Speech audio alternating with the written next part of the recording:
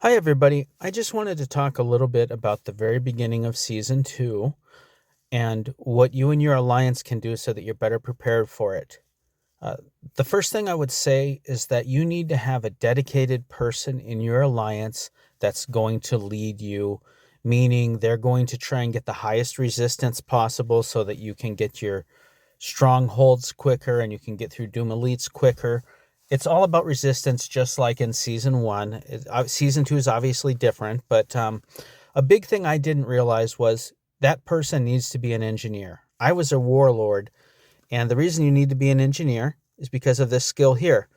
Reduces resources required for building construction.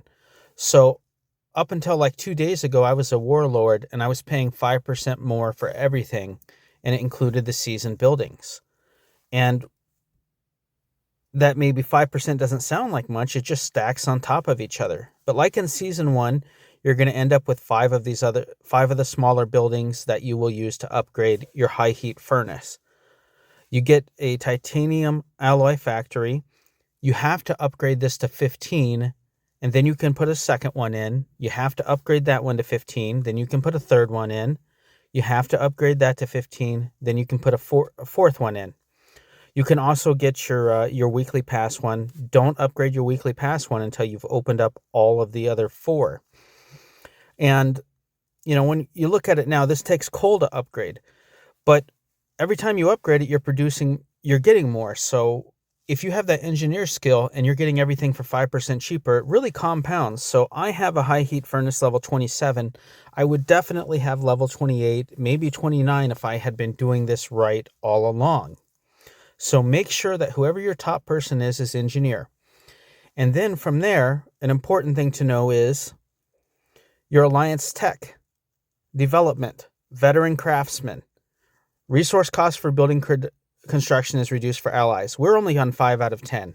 That's something that you guys need to be hammering away because that's also going to lower the cost for your seasonal buildings.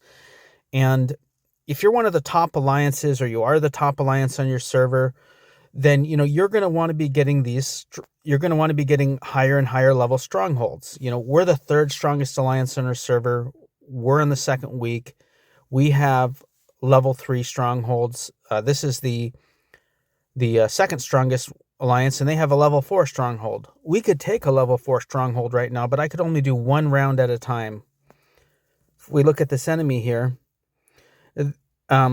I have 8,750 out of 9,500 resistance, and it's negative 16%. I have a little over 30 million troop power. I can kill one round at a time. Nobody else in my alliance is killing one round. So that would be 50 rounds. It would cost me over 12,000 troops.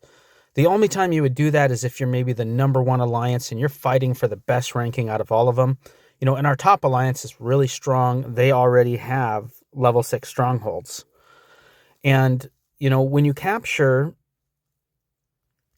the stronghold, you're going to get various rewards for it. You're going to get various rewards for the city. But, if you're not the top stronghold, I would wait until your resistance is such that you're very close to being fully resistant to it and not losing a lot of troops.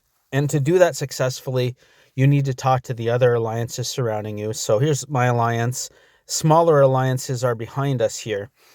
And we've talked to them and we said, hey, as we move on, we're going to give you things and we're going to try and help you out as much as we can. But they had to understand that in the beginning, we were going to be taking higher level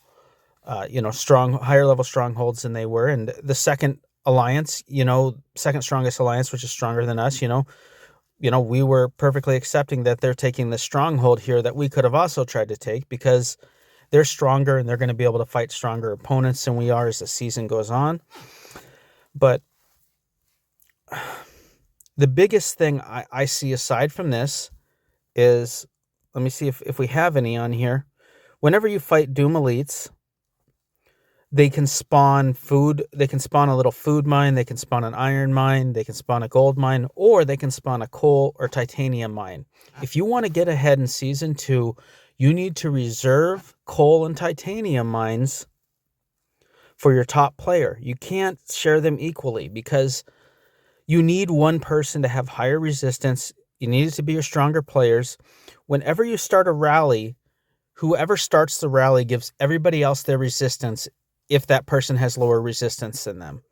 So I have the highest resistance in my alliance. I start the rallies on the strongholds. Everybody else gets my resistance.